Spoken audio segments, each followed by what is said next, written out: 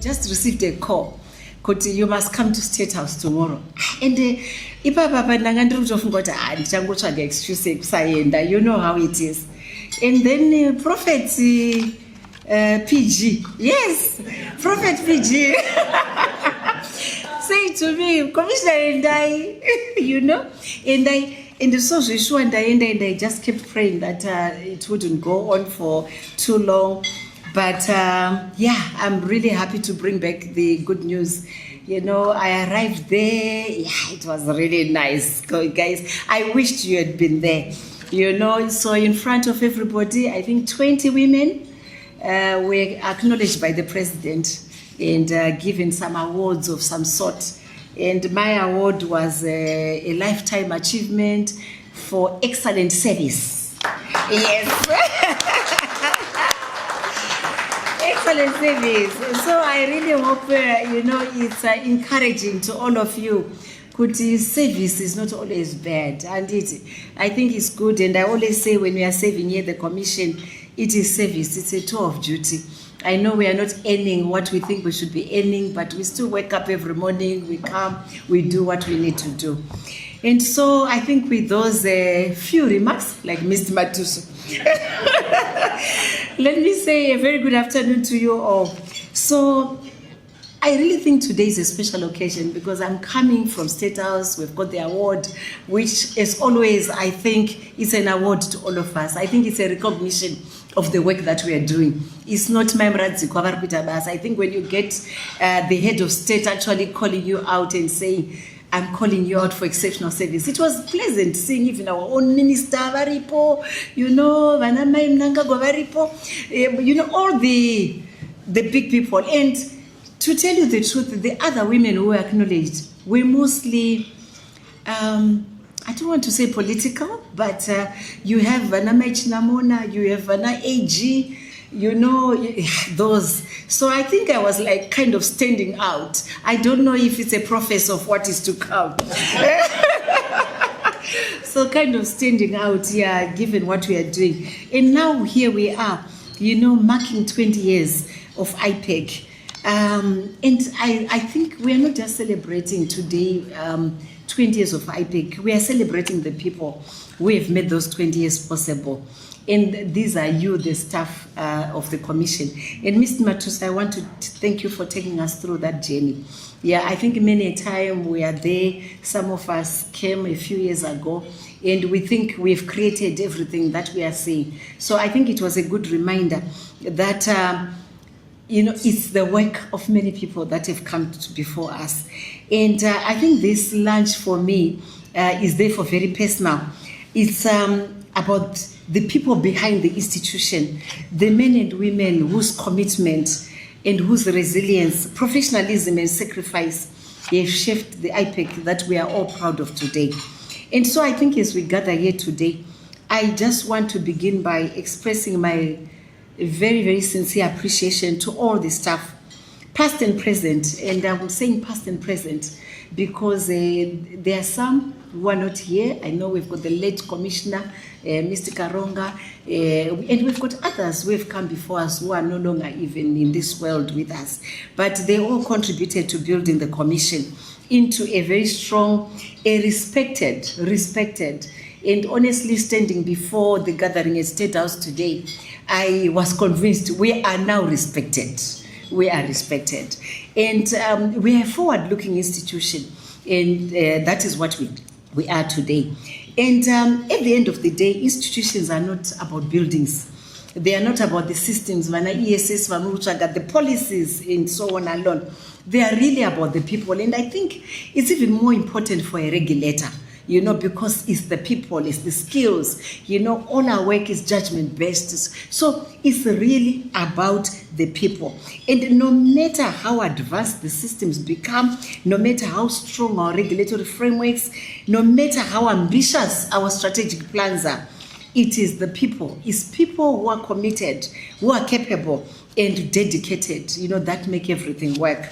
And so for me, just reflecting a little bit on the IPEC journey, I think when we reflect, from where we've come from, it's truly remarkable. From a very humble beginnings, I think Mr. Matuso took us from an Finshore house and Greendale. I actually think, we shouldn't be there anymore. We really need to move, colleagues. And with only 17 members of staff to where we stand today, an institution. And for me, when we say 140 people, it's 140 professionals. That's what makes the difference for us. In other organizations, they can have 140 people, but 140 people. These ones, we are 140 professionals. Yes.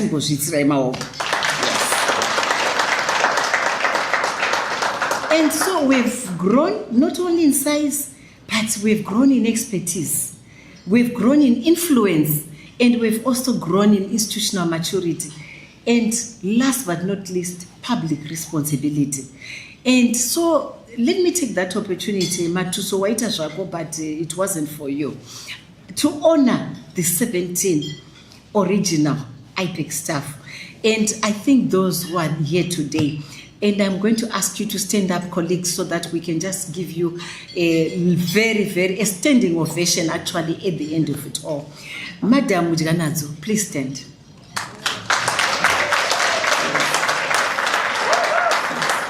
Mr. Magvunure, please stand. Madam Chirwa. Madam Chirwa. Madam Kasukusa. Yes. Madam Maposa. Yes. Madam Matevani. Yes. Amatuso, employer. And I don't know if Mr. Nkono is with us today. Yeah. Colleagues, can we all stand and give these colleagues a standing ovation?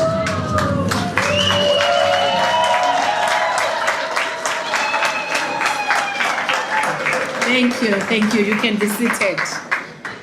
So to these colleagues, I think we've been part of this journey from the beginning. I want to thank you. Thank you for standing the test of time and remaining true to the mandate of the Commission.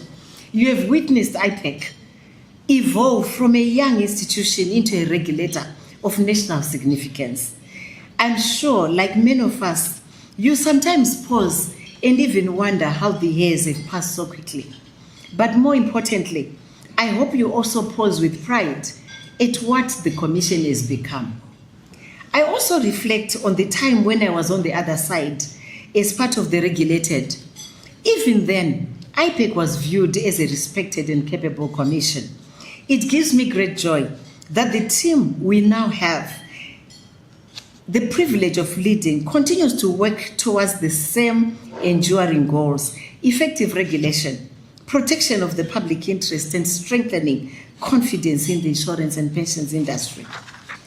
IPEC's growth has not happened by accident.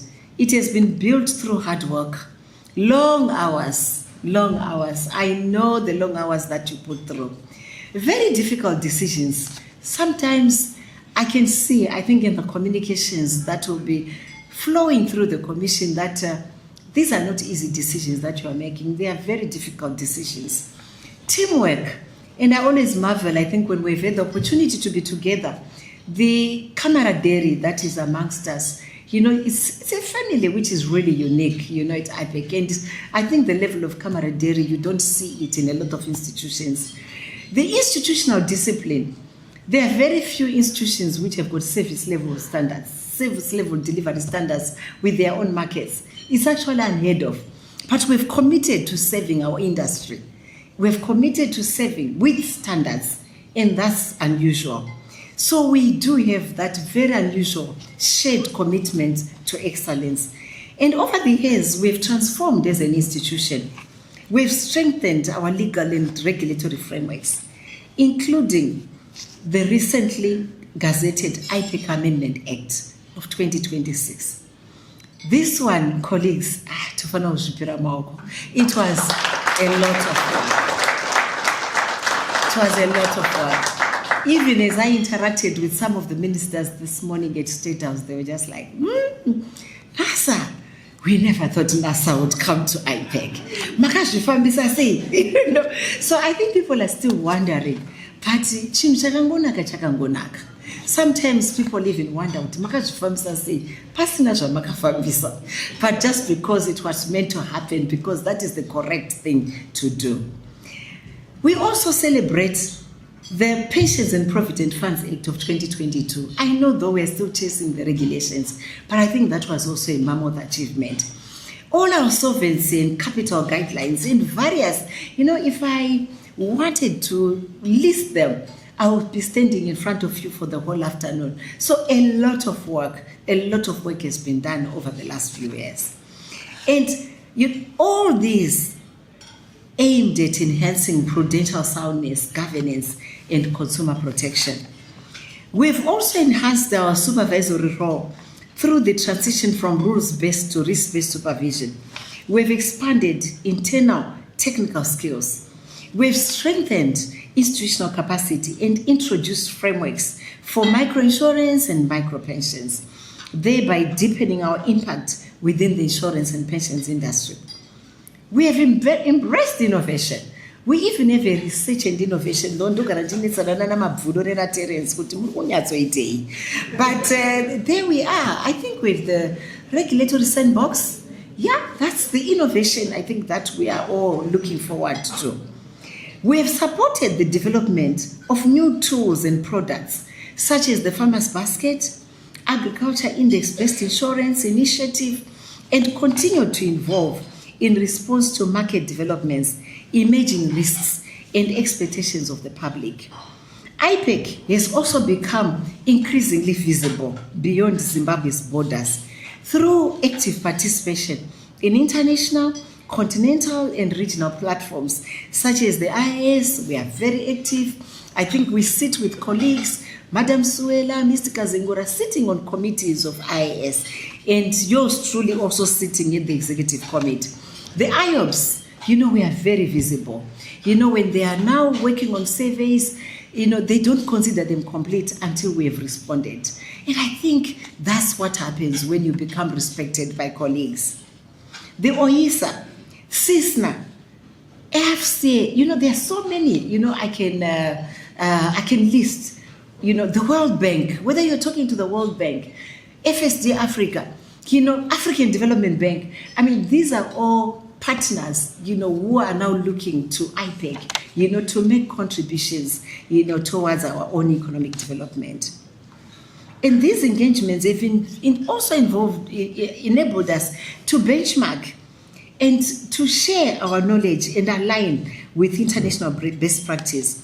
And these milestones are not merely institutional achievements, colleagues. They are your achievements. And behind every framework, behind every reform, behind every circular, every inspection, every report, and every outreach program is the dedication of IPEC staff. That is why today is not just about celebrating IPEC as an organization, but about recognizing the people behind it, making this remarkable progress. And as we celebrate, I want to remind us of something important, each and every one of you in this room, and that is that we are all ambassadors of IPEC, and we will always be ambassadors of IPEC, because you had something to do with what IPEC is today. There's no way, even when you leave IPEC, you're going to stand out there and say bad things about IPEC, because it will also be pointing to you. We are what we are today because of you. So my expectation is that no matter what happens, no matter where our paths take us, we are always going to be ambassadors of IPEC. So whether you're engaging with stakeholders, you are answering calls, Rudairo, you are interacting with industry players, you are supporting internal processes, representing the Commission at events, or simply explaining to someone what IPEC does, you are representing the Commission. And the way we conduct ourselves, our professionalism, our integrity, our responsiveness and commitment shapes how the Commission is perceived out there, and also how the Commission is trusted in delivering on its mandate. So let us therefore continue to represent the Commission with pride, with excellence, and a deep sense of responsibility. None of what we've achieved could have been possible without teamwork. And as we continue to grow, collaboration becomes even more important. We must continue to support one another, looking out for each other, sharing knowledge, and work across departments. You remember this issue about silos and so on. Let's take an interest in what others are doing, what other departments are doing, and how we can support them to also make sure that they also deliver on their work. Let us deliberately break those silos, because the success at IPEC is always a collective. No department succeeds alone. When one department performs well, the entire commission is strengthened. And when one department is not performing well, it weakens the entire structure. Let me just speak very briefly on the importance of integrity and public trust. We need to remain grounded in our values, particularly integrity. As a regulator, we carry a significant responsibility to the industry, to the public, to policyholders, to pension scheme members, to pensioners, and to the nation of Zimbabwe. We must remain fair. We need to be objective, always to be objective. We must be accountable and also consistent in the execution of our mandate. Trust is the foundation of our work. It's the foundation of any regulator's work. And in our line of duty, integrity is not just optional. It is non-negotiable. The public must be able to trust the regulator, that the regulator will do what is needed to be done, and that the regulator will do what is right. The industry must be able to respect us as their regulator. And we, as staff, must be able to hold ourselves to the highest standards of ethical conduct. Let me speak briefly to our expanded mandate and our new responsibilities. So, colleagues, as we celebrate 20 years, I think this could not have come at a better time. We are stepping into a new and exciting phase. With the Insurance and Pensions Commission Amendment Act of 2026, our mandate, as you all know, has expanded to include the regulation of NASA and medical aid societies. This is significant, it's huge, it's a huge development. It brings together responsibility, greater complexity, and yes, perhaps even greater expectations. It is also a clear demonstration of government's confidence in the Commission's capacity, in the Commission's credibility, and also institutional maturity. And more importantly, it presents an opportunity for us to extend our impact and strengthen our role within the broader financial services and social protection ecosystem. It will require us to learn. I listened to you very carefully, Mr. Matuso, when you said you had a phase where you had to learn. This time we are learning even more. We have not regulated NASA before, medical aid societies. It's an opportunity for us to learn. So I am expecting that we'll be reading, we'll be attending those webinars, and so that we become, a competent regulator of NASA and medical aid. And that we can only do if we embrace continuous learning, if we embrace the need for us to adapt, the need for us to collaborate, and also the need for us to continue building the technical capacity that is needed to execute this expanded mandate effectively. And so as we look ahead, we must also recognize that the world around us is changing rapidly. We are operating in an environment shaped by digitalization, artificial intelligence, and I'm watching you. I see where you are using artificial intelligence and so on. And I think it's something we must embrace with caution, yes, but there's no way that we can fail to embrace. Climate-related risks, cybersecurity threats, the changing consumer expectations, and evolving financial services. These are not distant concepts. They are the realities already influencing our work today. And this means that we must be ready.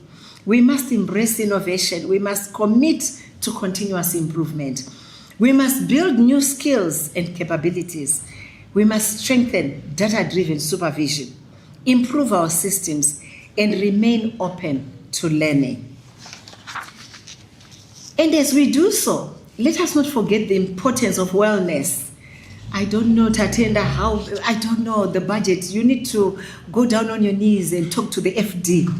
I would love to have this kind of events once a month. I think it's good for our wellness. Just an opportunity, FD, for us to relax, without the pressures, that we have to deal with. And I know I stand accused, when I refuse for people to go away on a Friday afternoon, which is ahead of a long weekend, because we have work. But I think when I come to an event like this, I truly, truly wish we could have more of them. They are important for our wellness, they're important for our unity, and also important for our morale. A strong institution is built not only on performance, but also on people who feel supported, people who feel valued and connected. So let us continue to build a culture where people thrive, where we look out for one another, and where we recognize that our strength is in our unity. So as I close, and I'm not going to say few remarks because they've not been few, I want to leave you with this thought. Each of you is part of the IPEC story. You are not just employees, colleagues. You are builders. You are builders of an excellent regulator. You are custodians of public trust. You are contributors to a legacy that has been 20 years in the making. And as we look to the future, we must remember that the next 20 years of IPEC will be defined by this generation. Some of us will not be here, but I'm so happy when we look at the age distribution of the IPEC staff, the contribution of millennials, the distribution. So this is yours. I think the IPEC that we are formulating is really yours. And I think it would be really sad if you take, this baby that, we've nurtured and you take it somewhere else. We are trusting you. We are trusting you that you are going to conduct yourself with responsibility, with confidence, with purpose and pride. So let us continue to build and to serve and to lead. And today, let us also take a moment to celebrate how far we've come.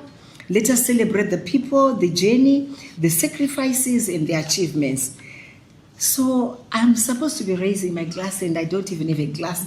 And when I walked in, I said to Samantha, I'm seeing a lot of empty glasses. Ask my package bar. So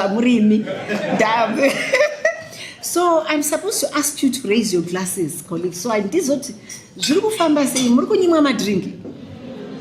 Nai vakazengura. But zvicho vadere. Ndasvika panapa kandikatoti magirazi ese ari empty zviri kufamba sei asi mati vanhu vaende pacash bar. Kana vadaro ndinobhadhara zvangu. So anyway, whether your glass is empty or whatever, you can put some water. I wanted us to raise our glasses and toast, I think, to the Insurance and Pensions Commission. Colleagues, happy munosimuka the training. Makambona toast netwa vakagara pasi. So can we raise our glasses, whatever is in there, and let's also say to the Insurance and Pensions Commission. Happy 20th anniversary. Happy 20th anniversary. Thank you. May God bless us all and our families.